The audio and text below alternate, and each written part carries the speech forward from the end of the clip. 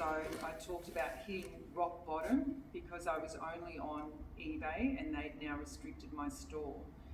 So to turn my business around, I realised that I needed to get customers here. So the beautiful customers that were still coming in often were giving me advice, so I was taking that on board. One customer told me about a site called House of Home, so we joined House of Home, which was a platform for selling furniture.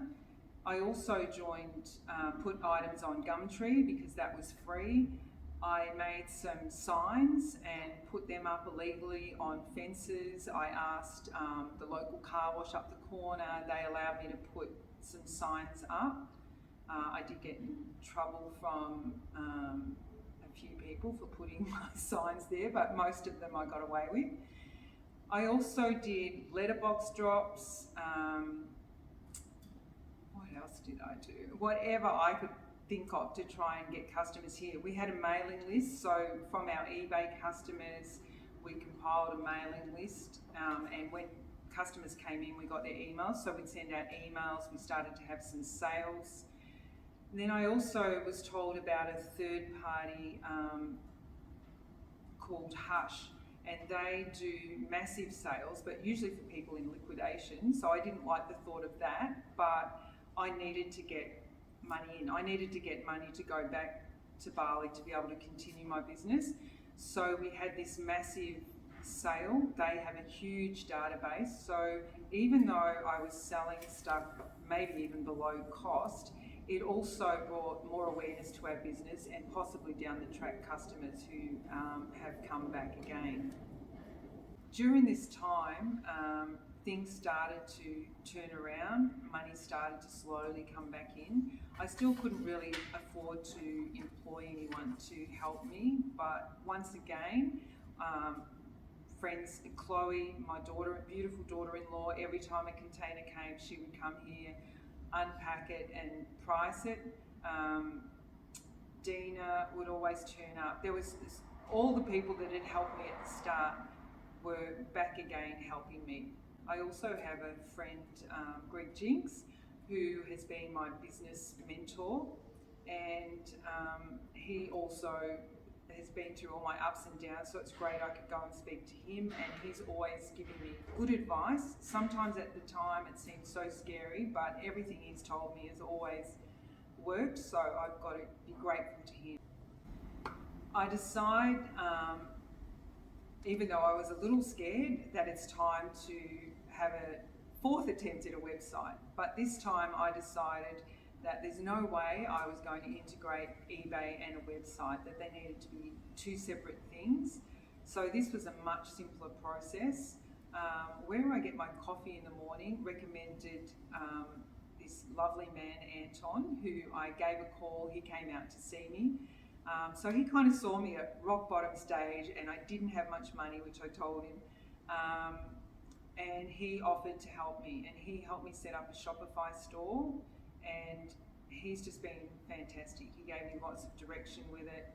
Also, even now, if I've got any computer problem, I ring Anton, even if I'm not in the country, and he's always on board to help me. So I'm very grateful for him. I'd always wanted to import furniture from India, and I did meet a contact in Melbourne, and they offered to be an agent for me to bring in my first container. So I did this just through the computer with the supplier sending me photos, and that container arrived, and I was really happy with the quality and the stock that I received, and decided that I would do the home show.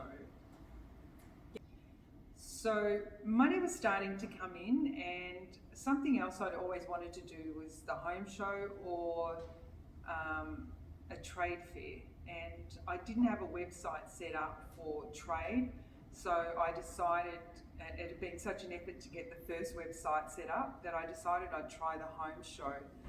So Bali Abundance went to the home show. It was a lot of work, and it's actually very expensive.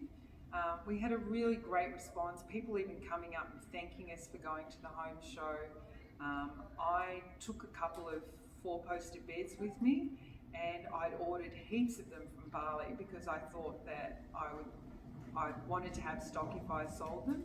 But unfortunately, I actually didn't even sell one bed at the home show.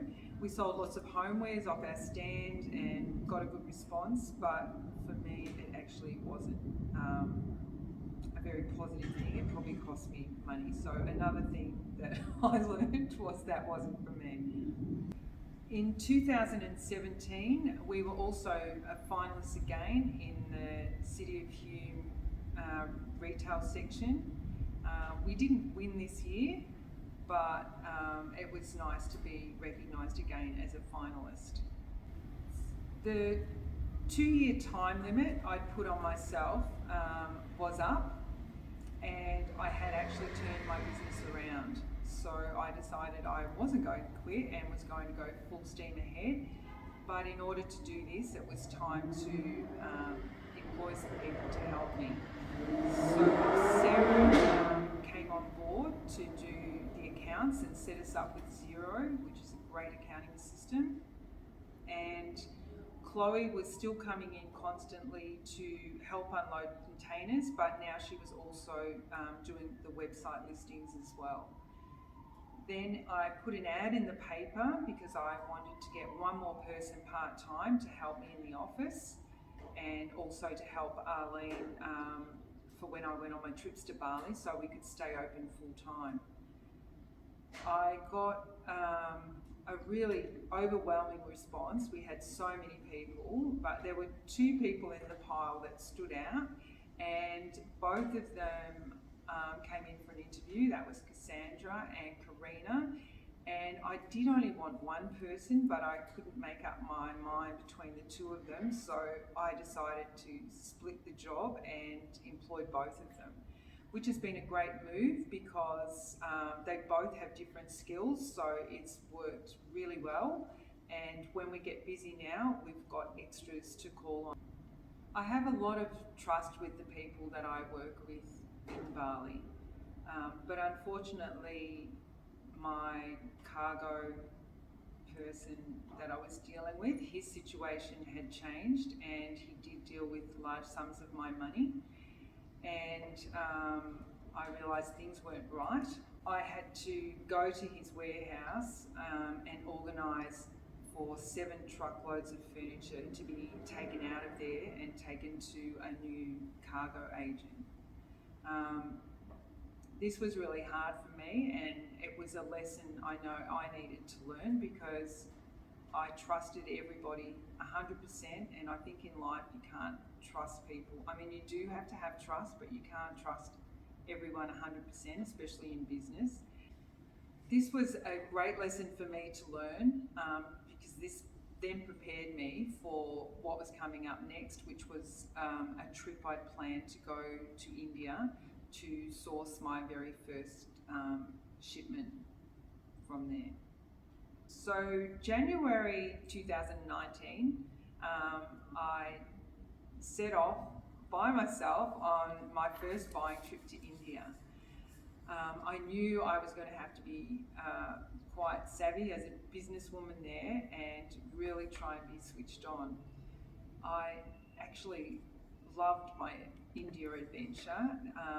There's so much vintage furniture there. I was like a kid in a lolly shop. So the process, however, is very different to Bali, and it was very, very challenging as a woman, and I had to be really checking and double checking everything.